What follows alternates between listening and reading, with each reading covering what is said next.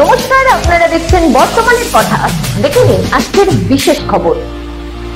আপনি কি একজন বই প্রেমী, কিংবা আপনি কি বই পড়তে ভালোবাসেন কিন্তু আপনার পছন্দ মতো বই কোথা থেকে ক্রয় করবেন ভাবছেন?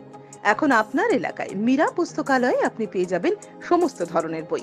যেমন এখানে পাবেন স্কুল কলেজের পাঠ্যপুস্তক, বিভিন্ন চাকরির পরীক্ষার বই, এছাড়া ধর্মগ্রন্থ, শিক্ষামূলক সামগ্রী, অফিস স্টেশনারি, ড্রয়িং সামগ্রী এবং খেলাধুলার সরঞ্জাম মীরা পুস্তকালয় থেকে ক্রয় করতে পারবেন। তাহলে আজই যোগাযোগ করুন আমাদের ঠিকানায়, সুকান্ত মোড়, কালিয়াগঞ্জ, উত্তর দিনাজপুর। যোগাযোগের জন্য নম্বর 8945933128।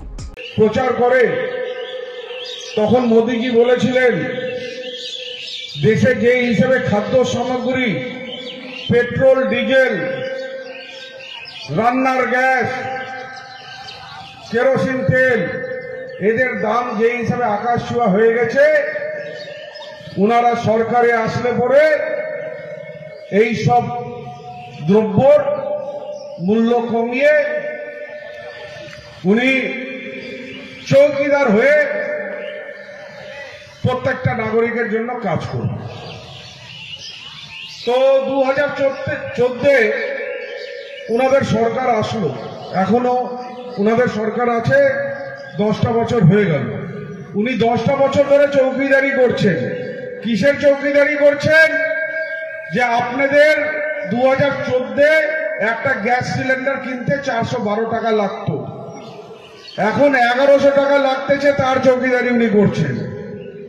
পেট্রোল 55 টাকা লাগতো, এখন 110 টাকা হয়ে গেছে, তার চৌকিদারি করছেন। 110 টাকা পেট্রোল না কিনলে আপনার বাড়িতে পেট্রোল যাবে না। কেরোসিন তেল যেটা 25 টাকা 26 টাকায় পাওয়া যেত, তার চৌকিদারি করছেন। যে মায়েরা স্টোভের কেরোসিন তেলটা ভরে নিয়ে যে রান্নাবাড়ি করবেন, সেটা 25-26 টাকায় পাবেন না, 85 টাকায় কিনতে হবে। আজকে রেশনে কেউ কেরোসিন তেল তুলে না, 85 টাকায় কেরোসিন তেল নিয়ে রান্নাবাড়ি করে কি করে পোষাবে?